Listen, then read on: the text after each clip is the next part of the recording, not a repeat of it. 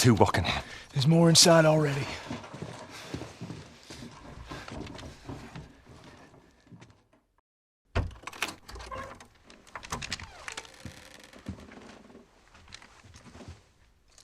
We're clear.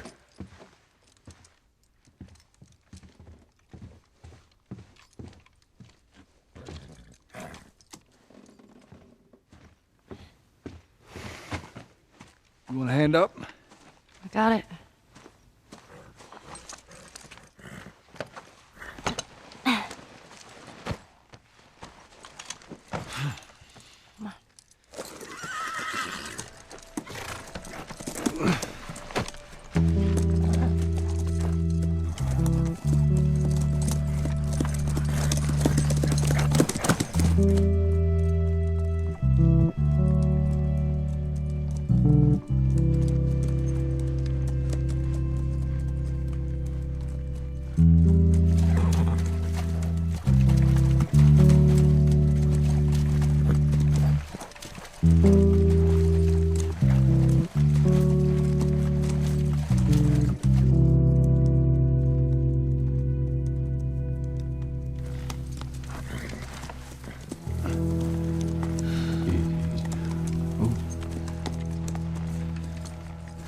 There she is.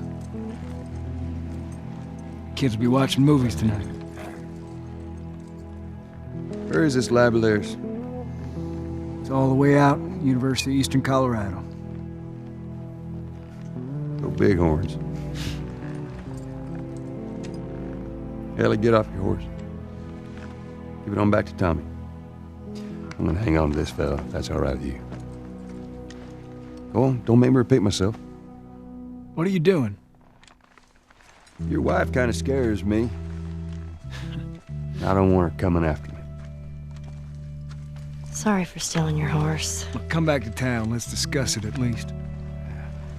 You know me, my mind's all made up. University, Eastern Colorado. How do I find this lab? It's in the science building. Looks like a giant mirror. You can't miss it.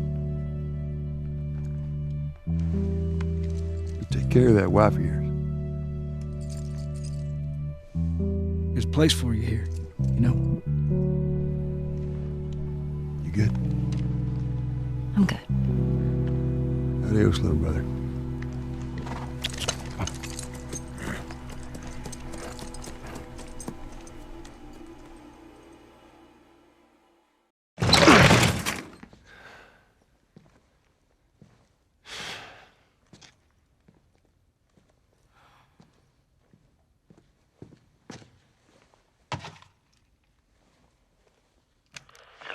Fireflies, they've all left.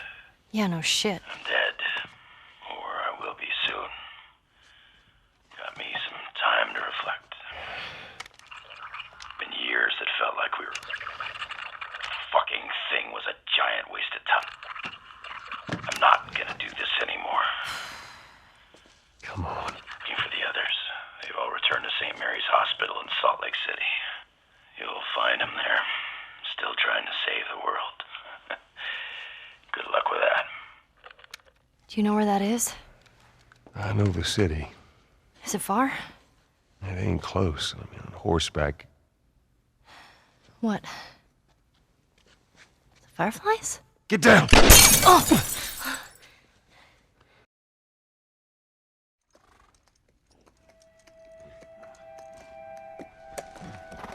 I think we're safe.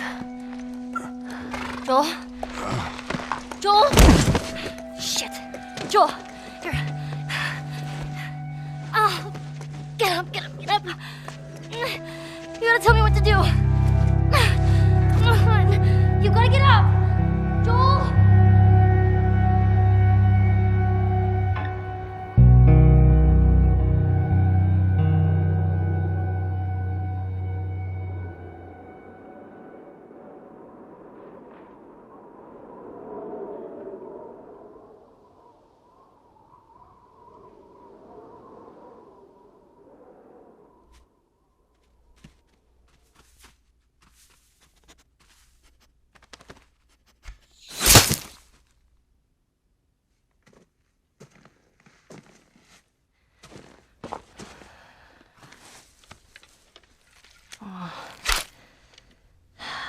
won't last very long.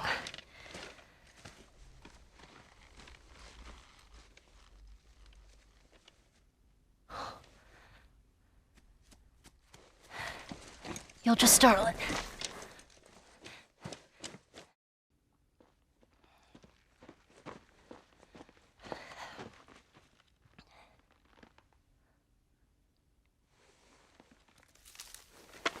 Who's there?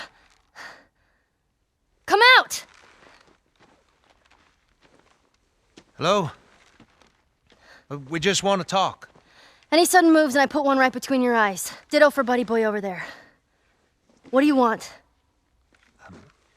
Name's David. This here's my friend James. We're from a larger group. Women, children. They're all very, very hungry. So am I. Women and children, all very hungry too. Well, maybe we could trade you for some of that meat there. What do you need? Weapons, ammo, clothes? Medicine! Do you have any antibiotics? We do. Back at the camp.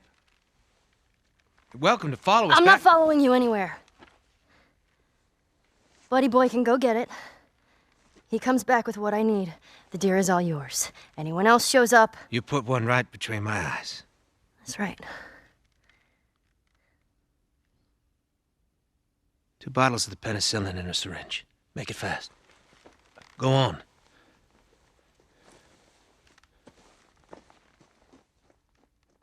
I'll take that rifle. Of course. Back up.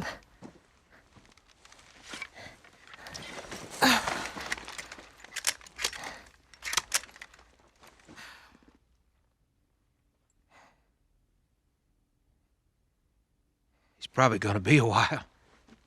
You, mind if we take some shelter from the cold? Bring him with us.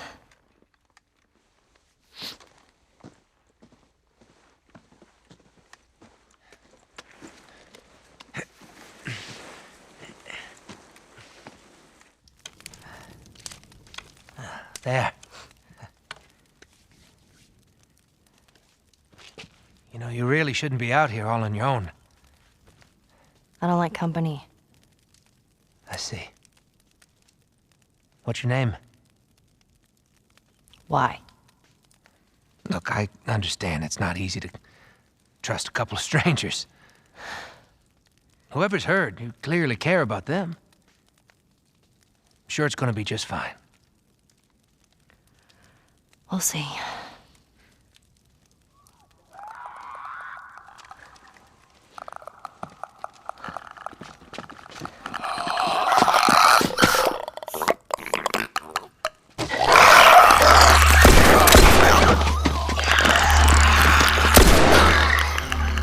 You had another gun? Sorry. Hey, I'd really like my rifle back now. No, you have your pistol. Hope you know how to use that thing. I've had some practice. Well, you handled yourself pretty nice back there. Whew.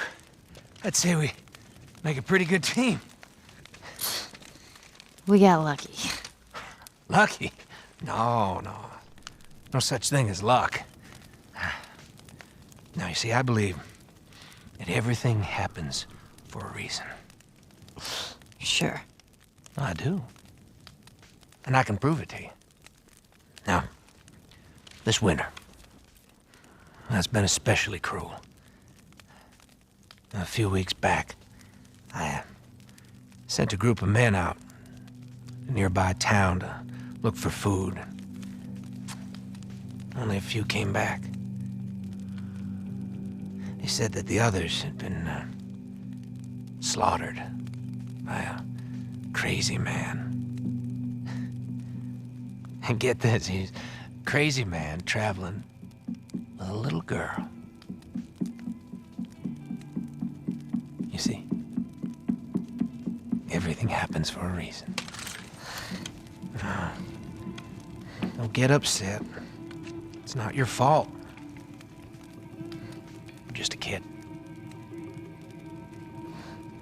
James, lower the gun.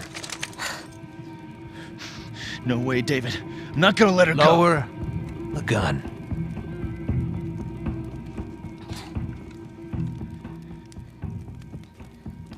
Now give her the medicine. The others won't be happy about this. Yeah, well, that's not your concern.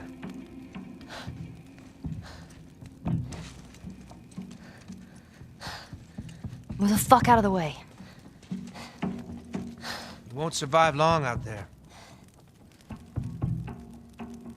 I can protect you. No, thanks.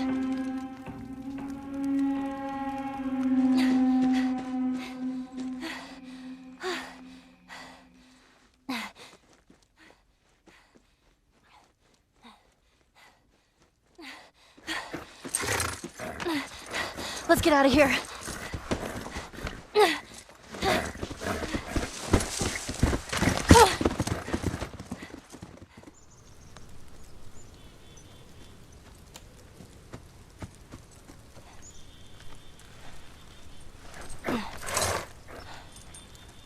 Come on.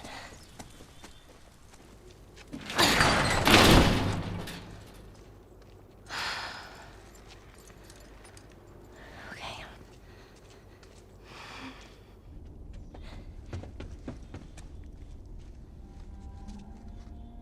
Joel?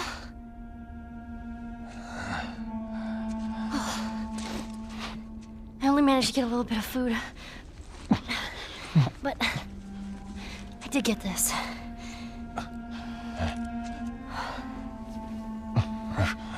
Move your arm.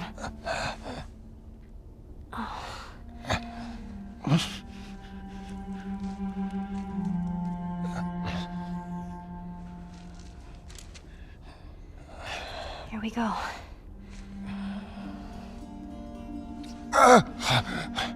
Sorry. Well done. That's it.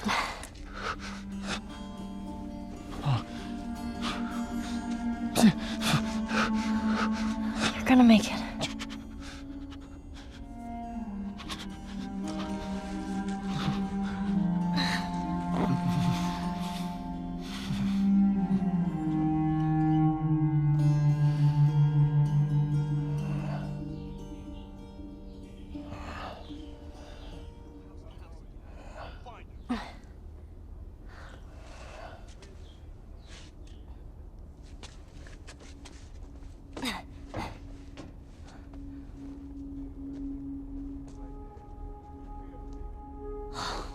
Fuck. They tracked me.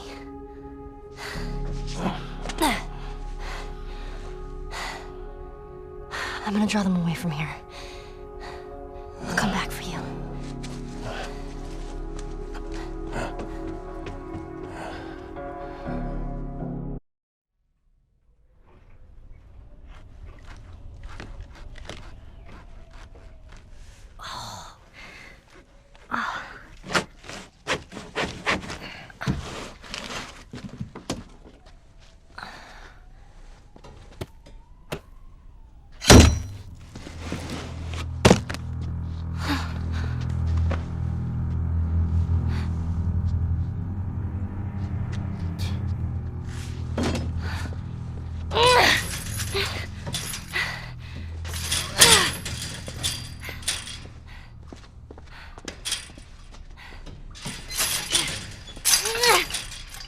How are you feeling? Super. Here. You should eat. I know you're hungry. You've been out for quite some time. What is it? It's deer. With some human helping on the side? No. No, I promise. It's just the deer meat. You're a fucking animal. It's awfully quick to judgment. Considering you and your friend killed how many men? They didn't give us a choice. And you think we have a choice? Is that it? You kill to survive. And so do we. We have to take care of our own, by any means necessary. So now what? You gonna chop me up into tiny pieces? I'd rather not. Please tell me your name. You're so full of shit. On the contrary, I've been quite honest with you. Now I think it's your turn. It's the only way I'm going to be able to convince the others. Convince them of what? That you can come around. You have heart. You're loyal. And you're special. Oh.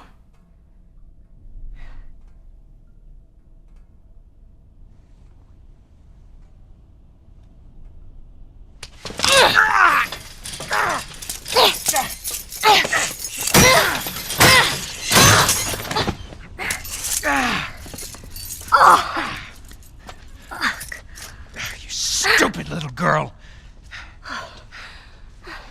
You are making it very difficult to keep you alive. What am I supposed to tell the others now? Ellie.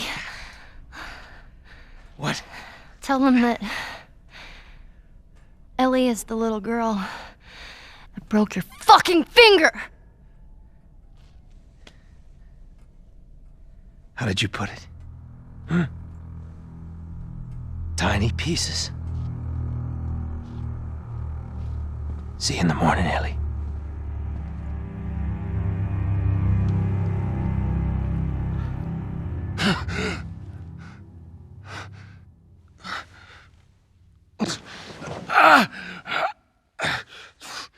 Ellie.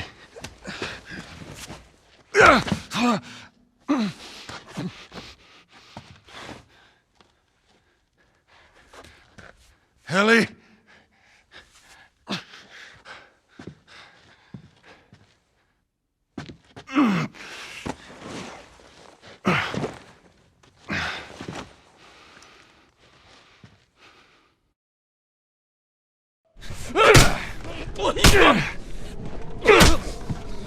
What the? You wait here. Now, the girl. Is she alive? What girl? I don't know no girl. Fuck! Focus right here, right here. I'll pop your goddamn knee off. The girl. She's alive. She's David's newest pet. Where? In the town. In the town. Now you're gonna mark it on the map. And it better be the same exact spot your buddy points to. Mark it. It's right there. You can verify it. Go ask him. Go on. I tell you, I ain't lying. I ain't.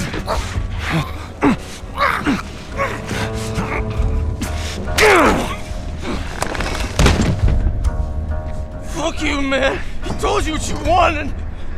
I ain't telling you shit. That's all right. I believe him. No, wait! Wakey, wakey. Come on. Let's go! Stop!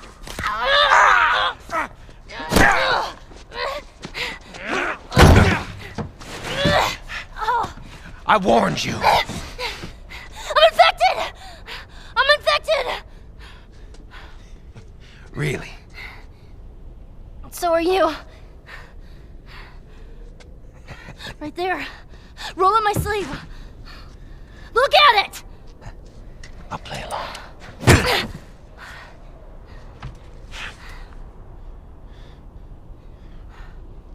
What'd you say? Everything happens for a reason, right? What the hell is that? She would have turned by now. It can't be real. Looks pretty fucking real to me.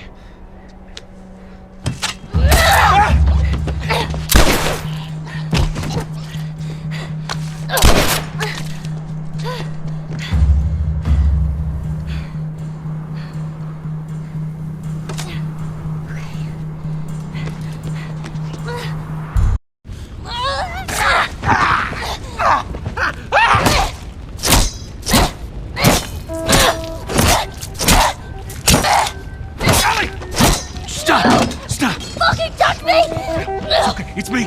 It's me. It's me. Look. It's me. He tried to... Oh, baby girl. It's okay. It's okay. Joel. It's okay.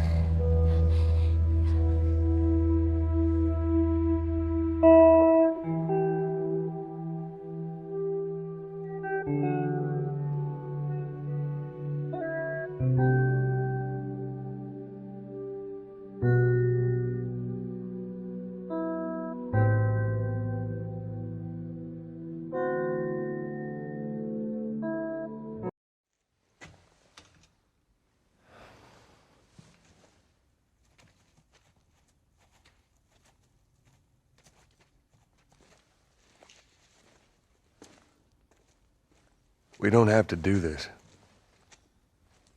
You know that, right? What's the other option? Go back to Tommy's. Just be done with this whole damn thing. After all we've been through. Everything that I've done. It can't be for nothing.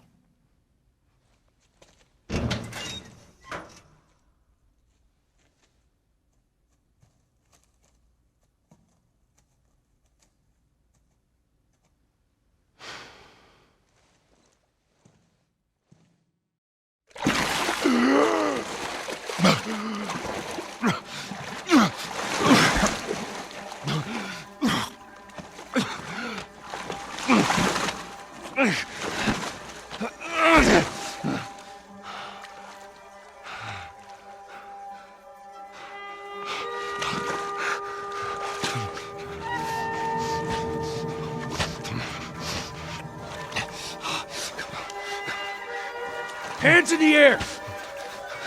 She's not breathing. Hands in the fucking air! Come on.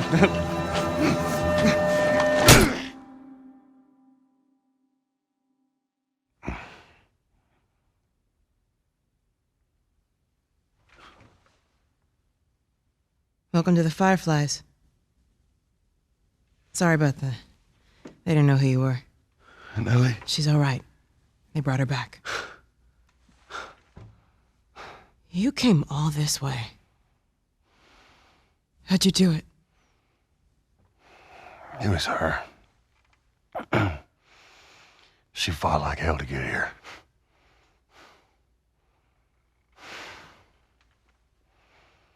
Maybe it was meant to be.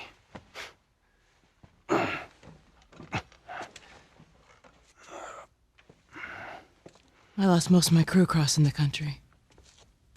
I pretty much lost everything. And then you show up, and somehow we find you just in time to save her. Maybe it was meant to be.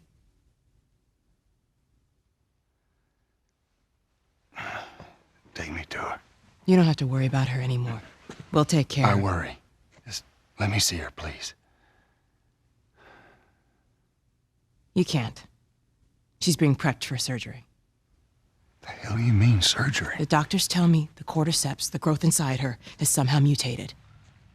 It's why she's immune. Once they remove it, they'll be able to reverse engineer a vaccine. A vaccine. But it grows all over the brain. It does.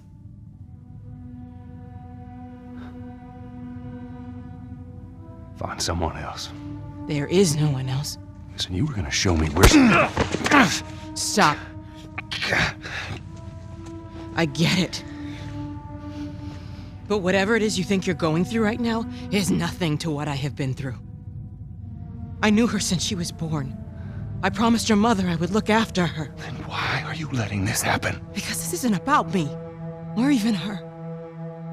There is no other choice here.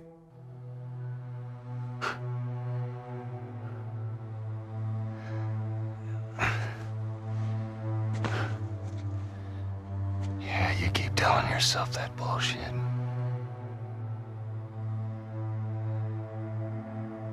March him out of here. He tries anything, shoot him. Don't waste this gift, Joel.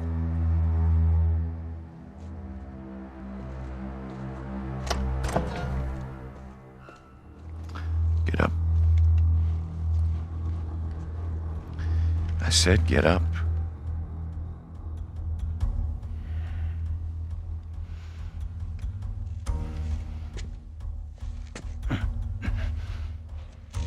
Go on.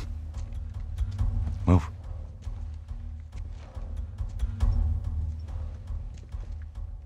I said move. Give me an excuse. Which way?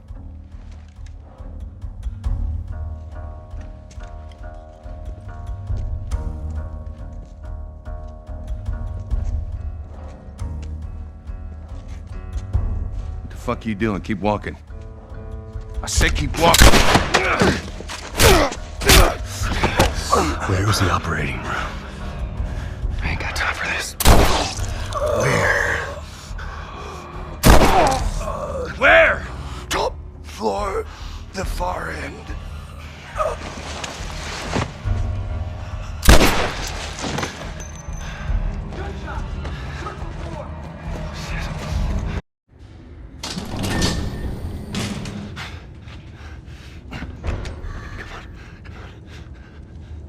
You can't save her. Even if you get her out of here, then what? How long before she's torn to pieces by a pack of clickers? That is, if she hasn't been raped and murdered first. It ain't for you to decide. It's what she'd want.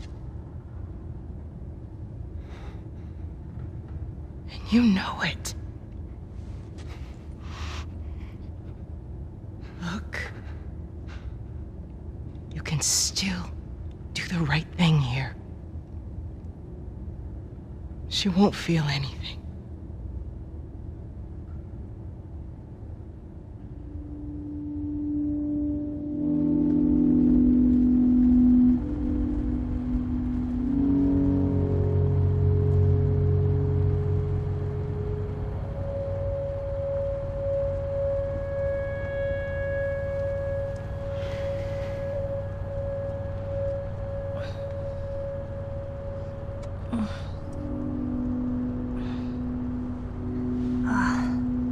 What the hell am I wearing? Just take it easy.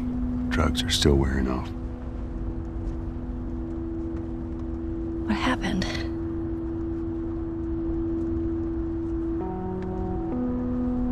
We found the fireflies.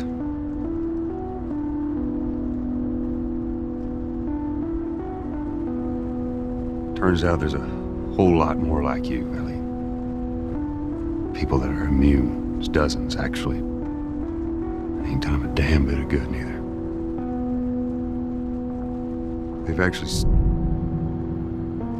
They've stopped looking for a cure.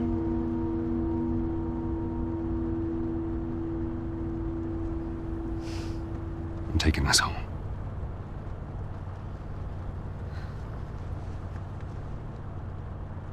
I'm sorry.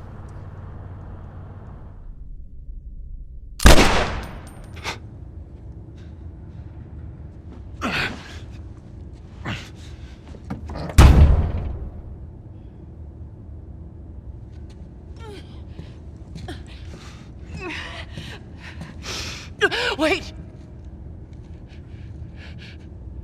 Let me go. Please.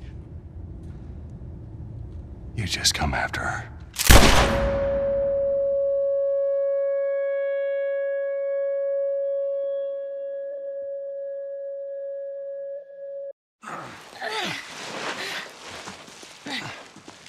All right, come on. Hey, wait.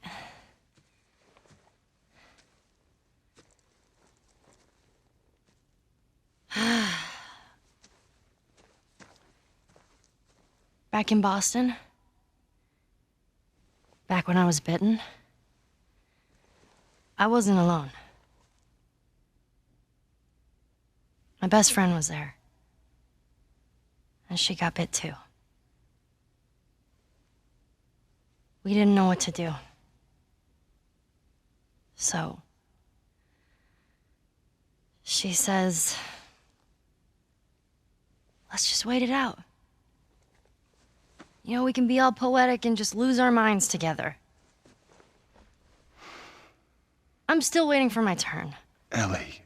Her name was Riley, and she was the first to die. And then it was Tess. And then Sam. None of that is on you. Oh, you don't understand. I struggled for a long time with surviving. And you... No matter what, you keep finding something to fight for. Now, I know that's not what you want to hear right now. Swear to me. Swear to me that everything that you've said about the Fireflies is true. I swear.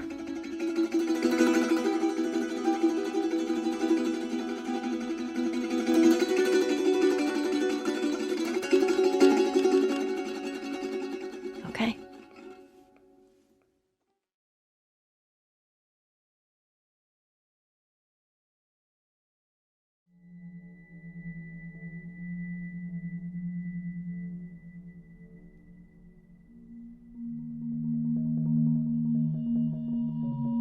Yeah, making the new IP is, how can I put it? It's just don't do it. It's insane. I mean, it's a very difficult process. You have more questions than you have answers, especially when you come from like, you've been making Uncharted 1 and Uncharted 2, just kind of like, now like things are going, you just kind of like good momentum, and then suddenly that momentum like just drops, it stops. It's a very challenging process to create a new IP, and you're gonna fail over and over again, but that's what it takes. New IPs are really hard. They're hard because you don't know what's fun yet. You're building new tech, new AI, establishing new characters, new art, all this. You don't get that controller in your hand for like 6 months to a year. You don't know what it is yet. I remember like ages ago coming on the project and what are the infected gonna do? Like, what are they gonna do? They're gonna behave like this. I'm like, okay, we're like trying to imagine what's gonna happen. Fast forward like 4 months, they don't do that at all because it didn't work, right? It's hard mode, right? Like it's game development on expert. There's a big thing about making a game, right? Which is a game has to be fun. You get your first build where everything's working. You got player mechanics. You can walk around the world. You can shoot. You can melee attack people. You've got the AI and they're very intelligent, very difficult, and it's totally not fun because they snuck up behind you and murdered you in a second and there was no way to figure out what was going on. We're making a game, by the way. Hey, James.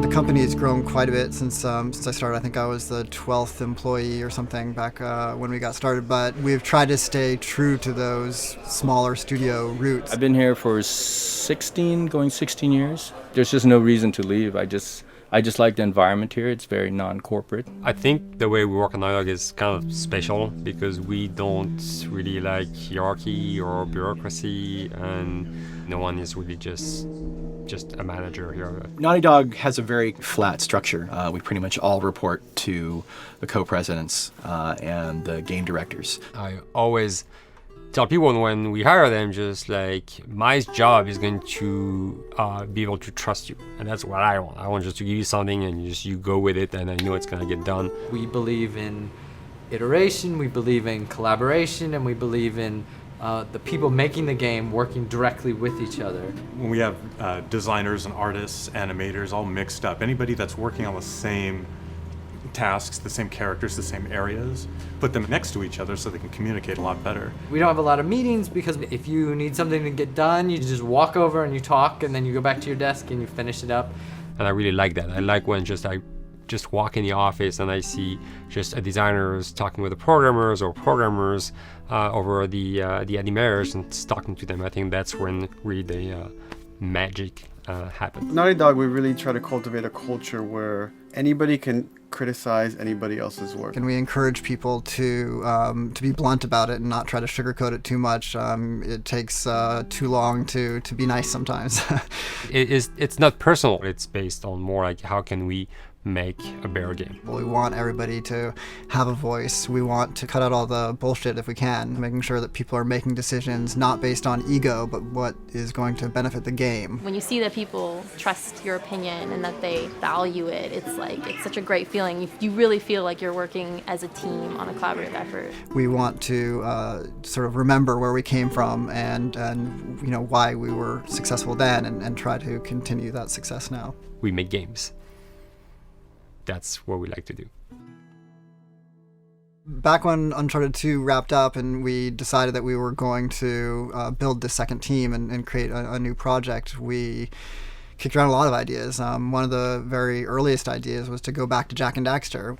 It's really near and dear to us. We really love those characters in that universe, and we think that there are some interesting stories still to be told there. We started to realize that it was not going to do justice to the franchise that the fans had fallen in love with. It would be shifting it so far in a new direction that we felt that effort would be more justified in developing a new IP. Neil and Bruce came to Christoph and I and said they wanted to do a post-apocalyptic game. I think the core essence of what they wanted to do, though, was to try to tell a story about two people and how their relationship evolved over the course of the entire game. That potential, oh wow, there is something very special about that game. This is going to be polished. You're not sure if it's gonna work or not, and you have doubts. And should we be doing a game like that? Should we be doing a first-person shooter? Whatever. You ask yourselves all those questions. And the creative director and the game director are the core of the team that have to really see eye to eye. That's why you have that balance between Bruce and Neil's gonna try to push the just the story and the characters, and Bruce is going to try to push that with just the gameplay as well. And so it's kind of like those guys are just trying always to find the right balance between the two. It's a very delicate process. We feel that the interactive medium has an untapped potential to touch the feelings of the player. You have that connectivity, the fact that I'm actually in the world and participating in what's happening on the screen in front of me. It gives us some sort of advantage to make you feel connected with what's actually happening. At Naughty Dog, that's what we're trying to do, is pair story and gameplay together. If we can make you feel like you're actually with these characters on that journey, and you're invested in those stories and those characters, then you're feeling, in theory, the same thing that they're feeling. As the story evolved and took different shapes and different forms, the thing that was always there was Joel and Ellie. And because of that, everything kind of grew out of that relationship.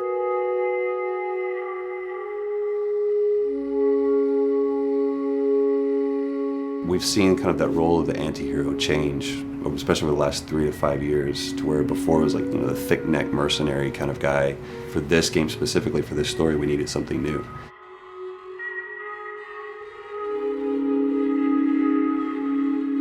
The reason we didn't want to make Ellie Joel's daughter from the get-go is because it wouldn't have anywhere to go. Of course, at that point, he'd be willing to do anything for his daughter because that is what a dad would do for his daughter. If they didn't even know each other at the beginning of the story, then we start from scratch. It's almost like the player has the same relationship to Ellie as Joel does. And we could take our time to build that relationship between these characters And if we do it right, then the player will be feeling that same growth that Joel does, and we're kind of mirroring that emotional relationship between the two.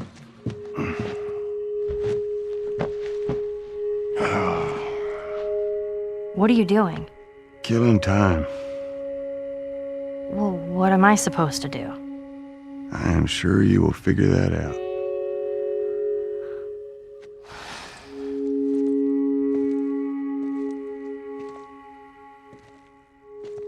Your watch is broken.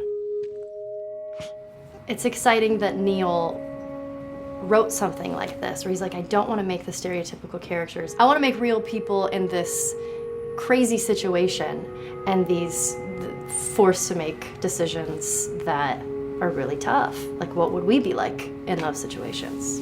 I mean, we weren't consciously trying to pick male or female for characters. You just try to pick characters and just be honest with who they are. It almost doesn't matter, right? Joel's daughter could have been Joel's son. Ellie could have been a boy, and Joel might have been Tess. You could have swapped those roles, and I think the story would have still worked. The focus on female strength, it's so unique. You get to see what's so powerful about a woman through all of these female characters, which makes this game wonderful and unique. There's a crew of Fireflies that'll meet you at the Capitol building. That's not exactly close. You're capable. You hand her off, come back, the weapons are yours. Double what Robert sold me. Speaking of which, where are they? Back in our camp. We're not smuggling shit until I see them. I want Joel to watch over her. Whoa, I don't think that's Bullshit, the I'm not best Ellie. idea. Him? How do you know them? I do think having a strong female character, especially like Ellie, is so rare in video games. And as a gamer, and more specifically a female gamer, it's frustrating to me because I'll see sort of the stereotypical female character where she's amazingly beautiful and huge boobs, and she's there to be either the love interest or just because they're like, well, we need to throw a chick in here. We've seen the strong woman or we've seen the weak woman. We haven't necessarily seen the empowered woman from this kind of standpoint. And there's that beautiful scene where Joel finds her inside the house and she's reading through this girl's journal going, is this really what they used to worry about? What shirt do I wear and what boy am I gonna go out with? You know, and to be met with those first world problems that we deal with every day and go, how trivial is all of this? I think it's gonna resonate a lot, not just with, you know, a female audience, but with a male audience as well. The thing that was intriguing to me after the fact is knowing that we're kind of creating a female action hero in a way, and this is her origin story with Ellie. To sort of be such a strong female character that is completely normal looking, regular t-shirt and jeans, and she's 14 and she is still a total badass, is really exciting to be a part of that. There's so few non-sexualized women in video games, especially in the main role, that we were kind of proud that we were creating one. It's very complex, and without the players knowing it, she becomes the protagonist by the end of the story. And that's why she's in the front of the box, and that's why we've been promoting the two of them together so much. Who's there? It is a dual protagonist game, and yeah, I guess I get nervous to think about it in that way.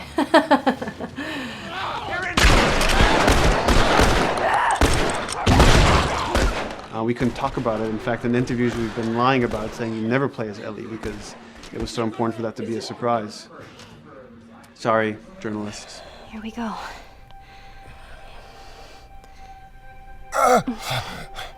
Sorry. Hold on. That's it.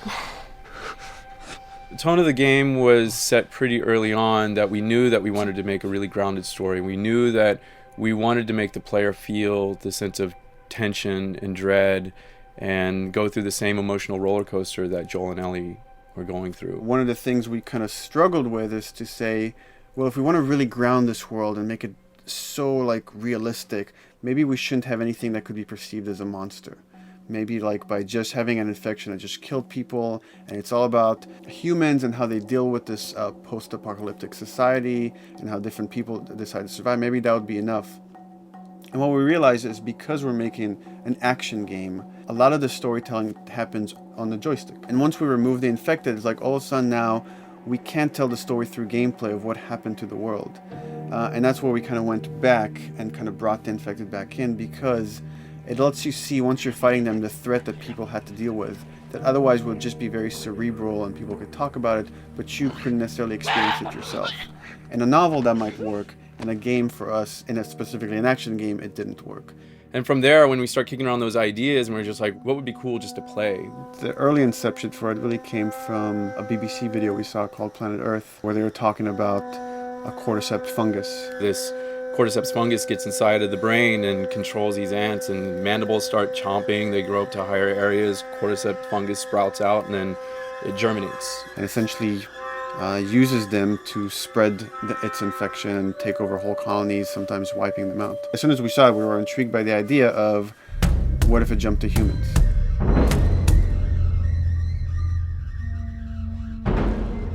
So what would happen? How would people react? What would happen to society?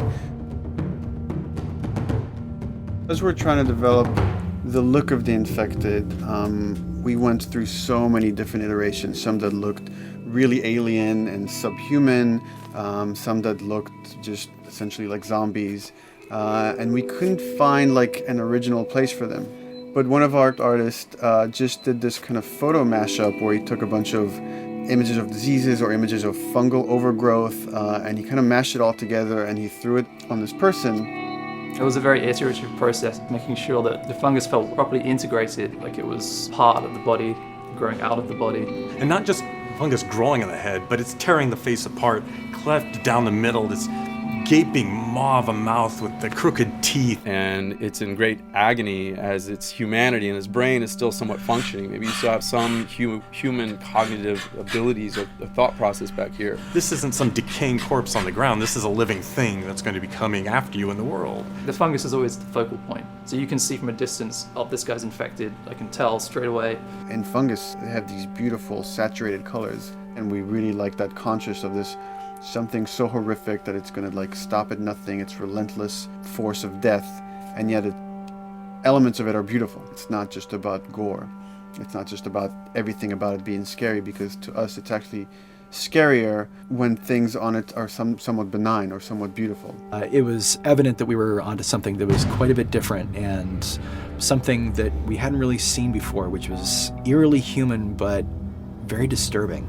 And it seemed so creepy and so unique that right away we gravitated towards it, and it's like, this is our base infected. Everything should kind of come out of this look.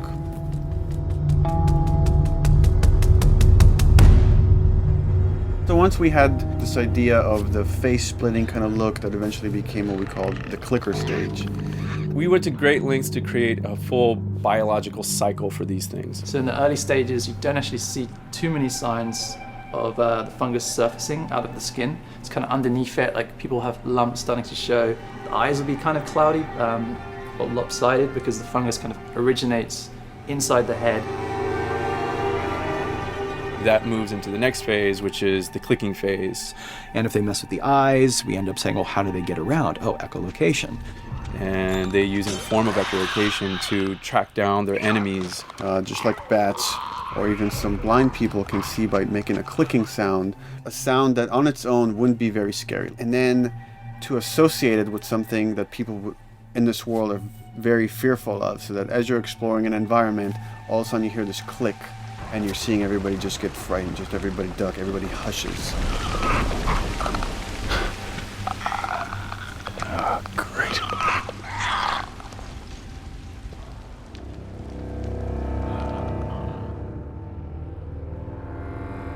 The bloater is the most severe of the stages. So large pieces of the body has been replaced by these kind of fungal plates.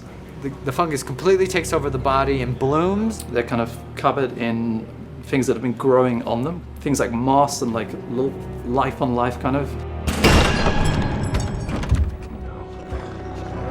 What the fuck is that? Goddamn bloater! When the infected feels like it's going to die, it finds like a dark corner and it becomes part of the environment. The human elements aren't there anymore. And then the body is gone. They lay down and sprout and then spew spores. And if people can breathe those spores, they become infected as well. It all had to kind of make sense of how each stage flowed from one to the other. And that's hopefully how we've created a world that you can kind of look through it and understand the science behind it and say, I could buy this. I could get into this.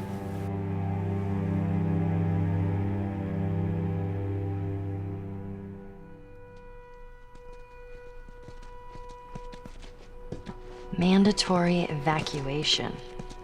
Evacuate to where? What do you think? Quarantine zone. See, some places got a heads up before the infection showed up. Most didn't. Over the course of Joel and Ellie's journey through this game across America, you find all these different societies, all these different enclaves, and you get to see how do they deal with the infected. without the manifestation of this infection, you can't have these people making those interesting choices.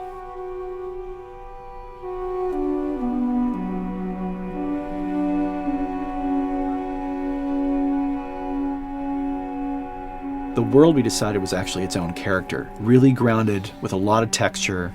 What happens, after 20 years of the fall of man, when no one's taking care of anything. This book called The World Without Us describes in detail how much fighting on a day-to-day basis we have to do to keep nature back.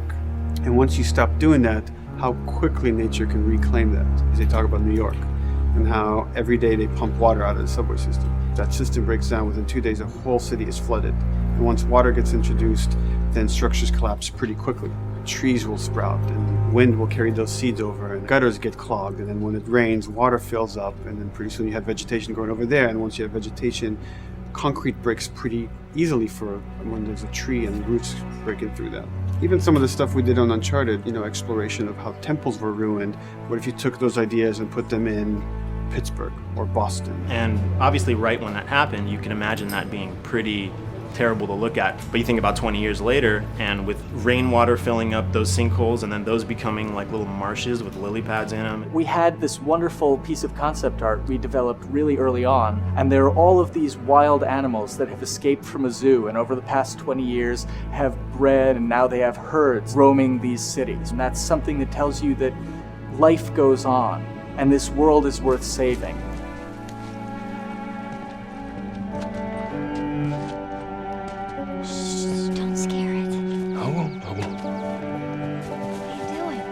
There's something really pretty about nature reclaiming its domain once we are gone.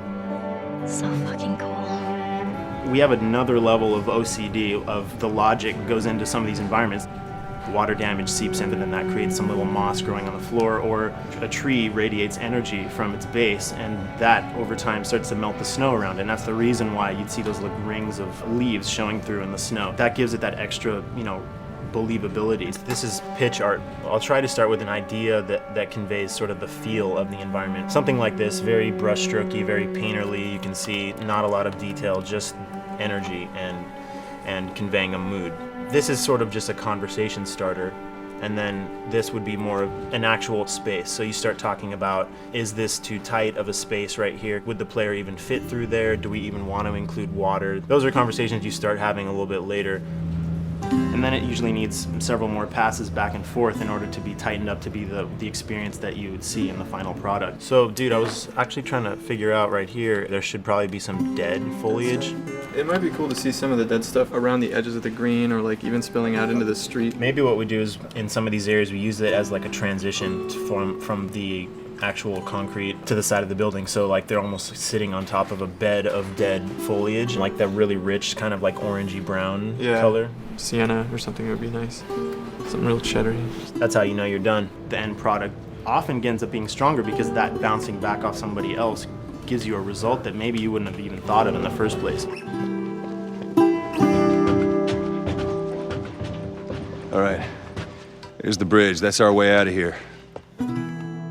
As far as concept art goes, definitely the ultimate goal is just helping everybody as much as possible. Me and the background artist will work together. I'll often just go to them because they've got like a really, really good like visual imagination. At some point, you came in almost like flat on. So that's kind of good because the bus station is right in your peripheral view, and you're probably going to enter the bus station. You're probably not going to get lost. But it doesn't at all utilize this cool architecture here, like the bus station sign. Like that's a really distinctive silhouette, and it's a really interesting sort of architectural detail. So we changed the entrance. Look at that, another city. Another abandoned quarantine zone. I think it's a better composition anyway. It's not so like symmetrical. And I think that was done so that this sign read better. If you didn't see the word bus on it, you might not know it's a bus station. So I think that helps. Everything we're doing in the environments is relating back to what you should be feeling in the story or what's happening to these characters. So is that everything you hoped for? Jury's still out. But man, can't deny that view. Come on, this way. When we first came up with Ellie and Joel, we had this idea in our heads of who they would be, but we didn't necessarily know the voice. It took us a while to find our Joel, but for Ellie, I think Ashley was the second or third candidate to walk in, and right away we knew. Yeah, you know Why what? are you so scared all of a sudden? Because I'm a coward, okay? So just get your shit and let's get out of here. Damn it. I'm not like her, you know. What? You think I'm gonna end up like your daughter? The way she delivered the lines, the way she just embodied that character is like, that's Ellie, there's no question about it. I saw the character artwork and I related to her a lot. I mean, she's kind of a tomboy and she's kind of tough, and I mean, obviously I'm not 14, and I think that's the main difference between the two of us. I read the scenes and I was like, I need to play this part. You wanna be my hero? Forget the whole bit about saving my life. Find me a stack of these bad boys instead. Where'd you get that? Back at Bill's. I mean, all this stuff was just lying around. And then once we had her, we said, okay, we're gonna do another round, and we're gonna have Ashley this time in the casting sessions. The chemistry of these two characters was imperative to get right. Troy was a really interesting casting for Joel, because when you see Troy, he doesn't look like Joel at all. You know, he's so handsome and he had like, you know, the frosty hair and totally looked like Final Fantasy. And so I'm like, yeah, I don't know. He's like this tall, pretty, it didn't seem right. I walked into the room fully aware that I was the youngest person that they were seeing for this role. And it was a line that was in the audition side that says that Joel has few moral lines left to cross. And so that became the anchor point to the character. But then as soon as he spoke, and he had the grit in his voice. Warm, yet kind of dangerous. And his movement is just like, you bought into it. Why are you so scared all of a sudden? Because I'm a big coward, okay? Now pack up your shit and let's go. God damn it. I'm not her, you know. What? You think I'm gonna end up like your daughter? Lily, you are treading on some very thin ice right now. It was Ellie and Joel. after he read, it was just like that was it. I've done some video games in the past, but to be handed the mantle of a franchise like this was a pretty big honor. Is she alive? She's alive. She's David's newest pet. Ah! Where? In the town. She's in the town. You mark it on the map. It better be the same exact spot your buddy points to. Neil pulled me aside one day, and he said, I have some ideas. And as you're well aware, Neil is a little twisted. He came up with this character, and, I just jumped at it. It was such a departure from everything I've done here for Naughty Dog, to say the least. Name's David. This here's my friend James. We're from a larger group. Women, children. They're all very, very hungry. To be able to put on a voice that, hopefully a lot of people won't know, won't notice that it's even me. Because we didn't want him to be Drake. Drake eating people, that's a whole nother game. How did you put it? Tiny pieces. See you tomorrow, Ellie. Certain voices that I can do wouldn't fit the David's artwork, but he showed me the art, and I said maybe it's something like this, where everything's, it's very quiet, and just, he's not really sure, and the voice can break a little. And